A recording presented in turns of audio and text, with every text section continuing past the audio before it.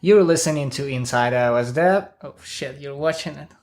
You're listening and watching Inside iOS Dev. Whoa! I know. Blown up Inside iOS Dev Media. Today we're gonna take a listener question. Yeah, Q&A. We got a few emails. That's one of them. Very interesting one. So the question is from Mike. Hi, Alex and Andrew. I'm a fan of the show. As yours is one of the only podcasts I can find with an appreciation for architecture and quality. And Thank you, by the way. Yeah, thanks. And has deep dives into coding. I was listening to your recent 1-year anniversary episode and wanted to respond to your request for questions. You may have covered this before, but I'm wondering if you want to address the threat/benefit of React Native. I've been an iOS developer since 2010, and part of the reason that I got into it was because I was working as a JavaScript PHP developer at the time and absolutely hated it. Now, JavaScript seems to be pulling me back in. Perhaps San Francisco is immune to it now, but here in Toronto, there's a lack of native iOS jobs versus 2-3 years ago. And I've recently accepted a role using React Native instead, partially because I'm curious and partially because accepting a role in an alternative platform at a good company seems like a better choice than iOS Swift for a bad company.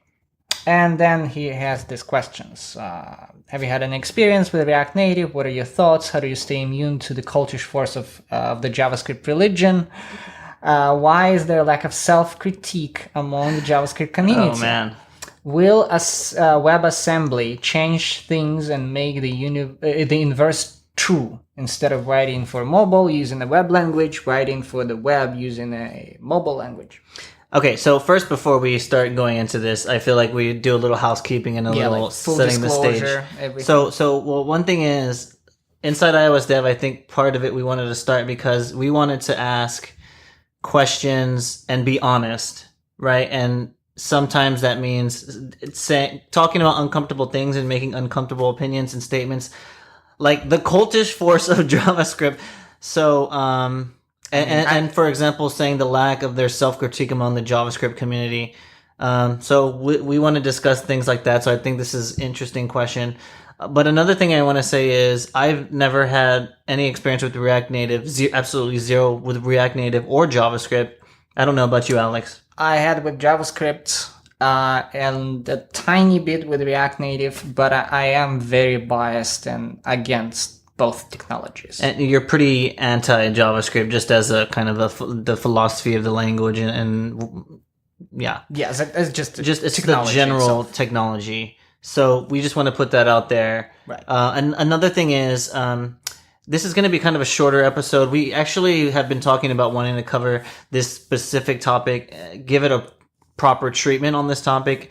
And I told Alex, I think really the best way to do that is to invite a guest on who is a educated proponent for React Native, because I think that we're both more anti-React Native. At least certainly I know you are a lot strongly more anti-React Native. So this is going to be kind of a light treatment just to address this question, but let you guys know we plan in the future to really dig into this in more detailed manner. Do more research and have someone to balance us out. Right. But yeah, let's get to it. So first question, right? Have you had any experience with React Native? We sort of answered that. We answered that. Not really. Tiny bit as a research. Then what are your thoughts? Well, in general, I would say my opinion on kind of React Native. We had an episode about what was it? The commonly shared code. It was a JavaScript thing that was shared between a project I worked on was JavaScript a piece of code shared between Android and iOS, and it wasn't React Native, so that was a little bit better. But we kind of brought it up there that the problem with React Native is that the code shareability is at the wrong layer, which is in the UI, and that's really the most concrete thing you can possibly have built in an app for Android or iOS. The most concrete to the platform. So essentially, that's like one of the biggest problems with it, in my opinion. And simply the pattern itself encourages you to break solid principles, which are, it's a universally sort of accepted golden standard for code quality, right? You go for solid principles that can make your architecture, your code good. But this thing, I wouldn't say universally accepted, but I would say pretty close. It's pretty well respected. Yeah. Yeah. At least myself, I personally never heard any critique of it. Right. So, but React paradigm, not specifically React Native, but React paradigm encourages you to break some of the principles. Therefore, by definition, making your code like fundamentally flawed, right? Coupled specifically. Yeah.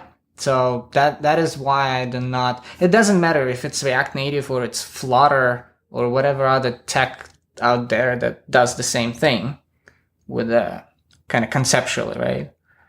It's still same problems, right? Just maybe a language is a bit better than JavaScript that they use. Okay, so can you give some specifics on how it breaks solid? So the dependency injection, effectively, that's like the biggest one. They neglect it in a sense that they don't rely on specific concrete types, API types, right? And clear contracts. They most of the time they pass down a bunch of raw low-level values like strings and numbers, and references to functions to call back. And that whole thing, it's essentially makes a dependency injection very difficult, right? Another problem is coupling, right? And single responsibility. Everything is, to a degree, and people will argue with me, but a lot of things in React paradigm are components. But fundamentally, a component is a UI element. But then there are components that just there for business logic or for managing a bunch of other components. This is not really, it shouldn't be like that. Sounds like it's those type of components would typically be thought of as a controller, at like least an MVC architecture. Yeah, at least, if not a presenter, maybe. Right. And so on. It's better to kind of demonstrate with examples rather than, which I don't have off the top of my head, unfortunately, not working with it much. But that's what I encountered researching and playing with it a little bit. Yeah, and that's why I think it's not a good choice for, client-side development in general. Okay, so I have some statements to make. One is, so we didn't prepare much for this episode because we're going to do another one later with better preparation. But the little bit that I researched, I was reading actually on Hacker News. There was a lot of people. There was a question to the effect, basically, of, are you a team that's been using React Native for like more than 6 months, and how do you feel about it? And I would say 95% of people said they were happy with it. The teams move faster. You can use web developers because it's JavaScript. So in general, they were happy with it. And so software really, is it about fulfilling these solid principles for their own sake? Or is solid developed so that we can, I feel like solid is, these principles are created so that they can serve the goal of creating good software, right? But if all these people are coming into this Hacker News thread saying, we've been working with it for a year and it's great for all these reasons, isn't it fulfilling the role? Like, is it so bad that they're breaking solid? Like they're happy with it and they're seeming to do well.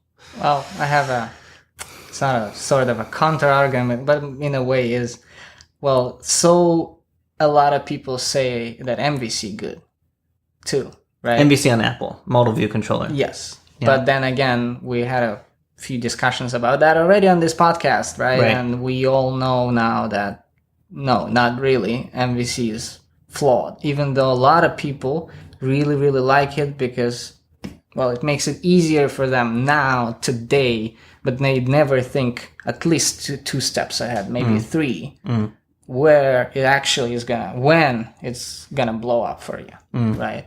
Say, this paradigm, in my opinion, is not gonna work for sure at a scale of, say, Reddit or Uber. When your team grows, when you need to work on multiple projects simultaneously and have smaller independent teams, right? Cross-functional maybe even, working within the same code base, right? Within the same app, building different parts of it, which are effectively their own products on their own, right? Yeah. You can have this sort of a...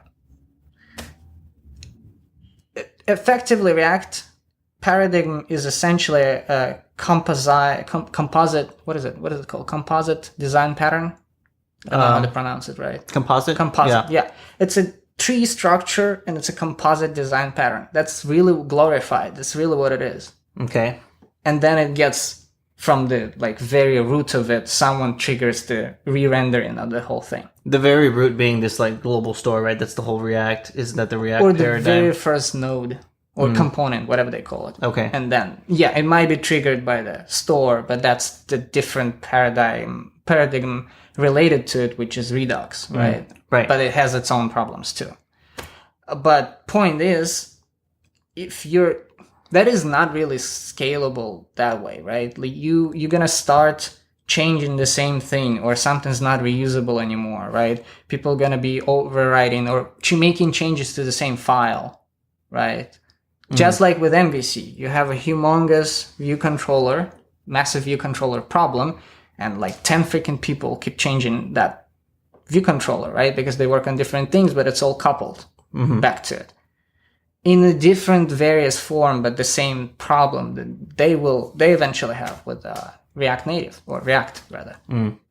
So that is why, even though solid principles sound like a dogma, they were thought of because of the reasons like that, right? Because people built software for scale, and they ended up sort of developing these principles.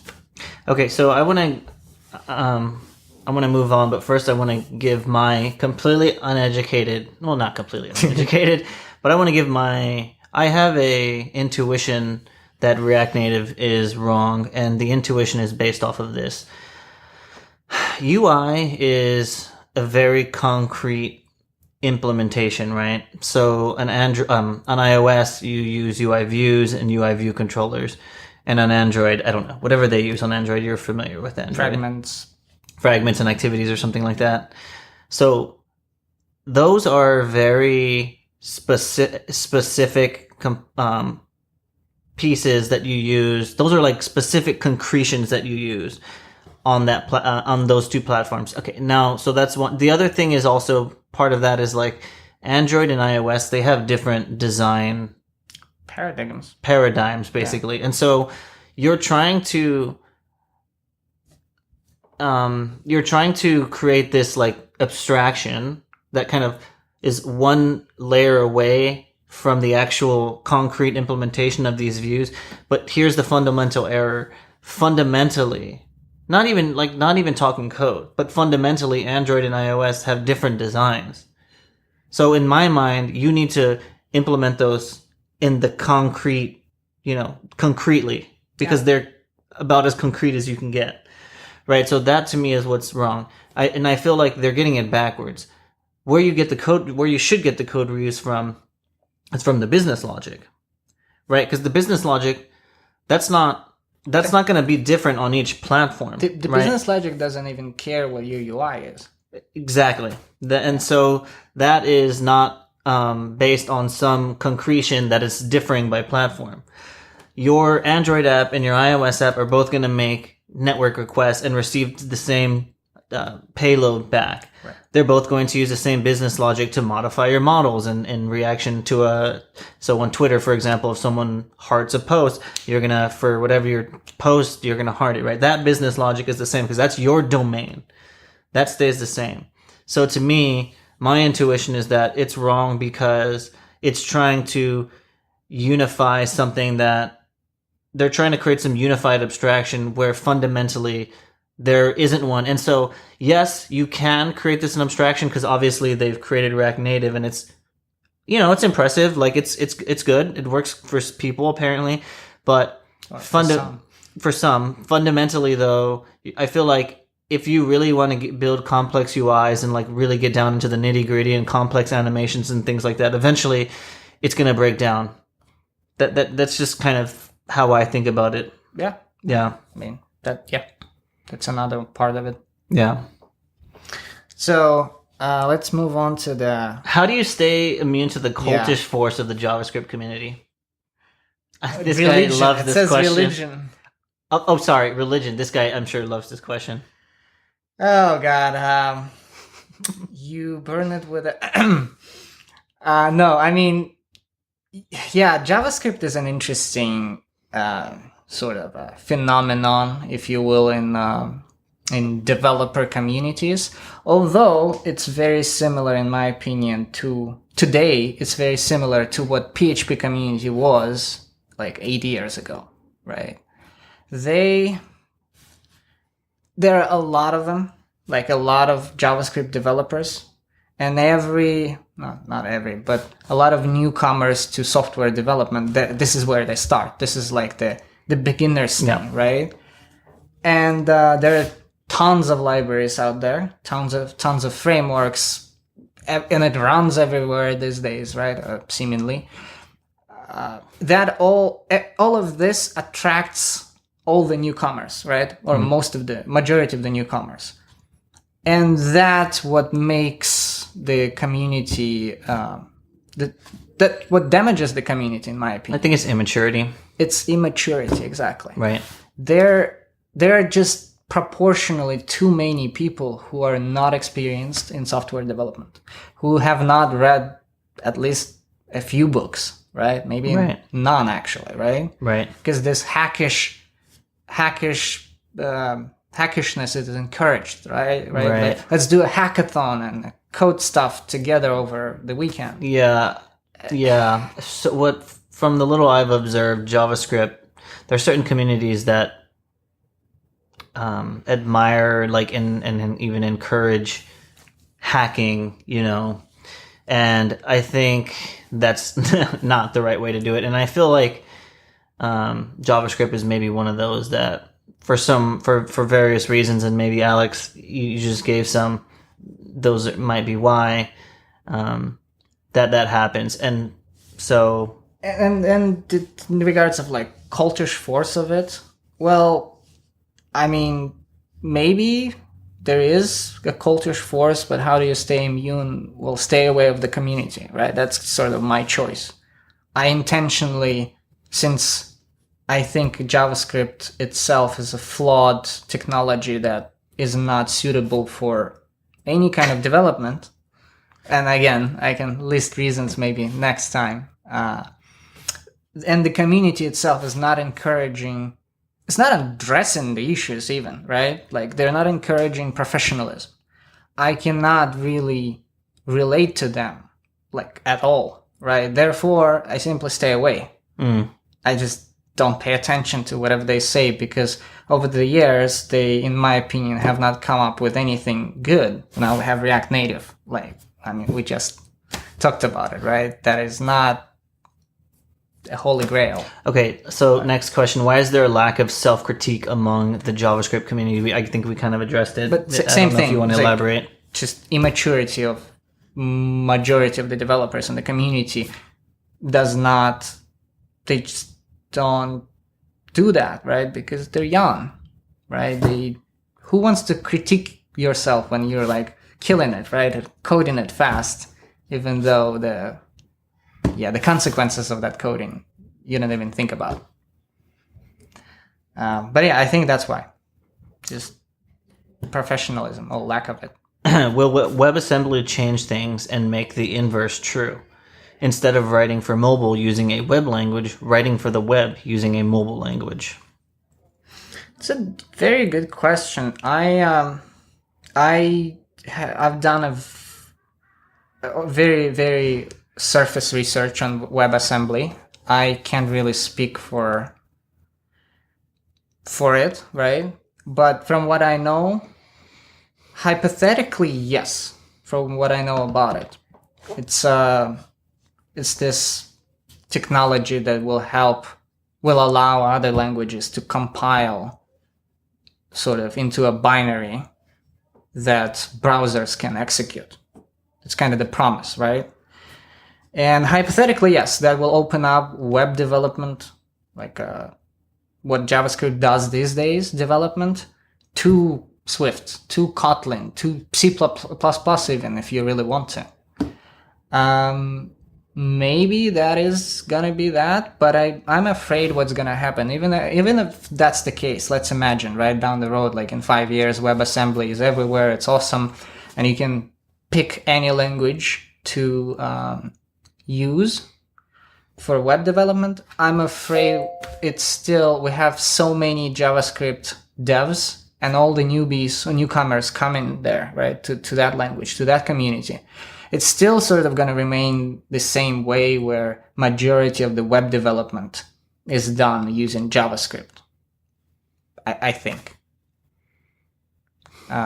Unless those people who develop with JavaScript these days finally mature, right, read books, and then, start doing something about it, improving the community, or maybe moving on to other languages. Who knows? So he talked also earlier here how he's having a hard time finding native iOS development jobs, and that's in Toronto. Mm-hmm. And he talked about how maybe San Francisco is immune to it. Can we maybe address that and talk about what can he do, and maybe talk about some of the forces? I would say around this. I don't know if San Francisco is immune. Maybe there's just more like native development jobs here. Like I experienced something like that at my previous job, ThoughtWorks, right? There was a lot of projects there for React Native, right? Oh, and by the way, something I forgot to mention about React Native. Not everyone likes it. I mean, besides us. There recently were several articles published by Airbnb, who were big proponents. Well, this was really big in the community, because Airbnb is a respected engineering company. Their engineering is very respected, and so them coming out, and especially the thing was like blog post was like five parts long. Yeah. Saying why it did not work out for them. So I feel like this was big, because this now means you can go to management and say, look, here's this great company. It didn't work out for them. We shouldn't do it. Right? Versus before, the evidence might have been, well, Airbnb does it. And actually, exactly. Actually at Reddit, that came up in the discussions as part of, we don't have a lot of React Native. I think literally we have like 1 or 2 screens in React Native that are like super simple, right? But part of one of the arguments brought up among trying to convince people to get on board is, well, Airbnb has done it successfully. But this was before the blog post came out. Yeah. So what would have been our choice before, if that blog post had come out before deciding to use React Native? Yeah, and it's a sort of a case study too, in a way, right? As much as you can from the outside. To do that, right? But it's 2 years ago, I believe, they kind of took it and ran with it. But now they say, okay, here are multiple reasons why we don't. So, but back to that, right? To the question about jobs, right? So at ThoughtWorks, we had a lot of projects, React Native projects too, and basically I was asked if I would want to do that. I was given an option and I said no. I don't think it's a good technology choice. I'd rather not do that. do something else. Instead, if they needed me to do some backend development with Java or Ruby, whatever, I would rather do that. It's just my personal choice.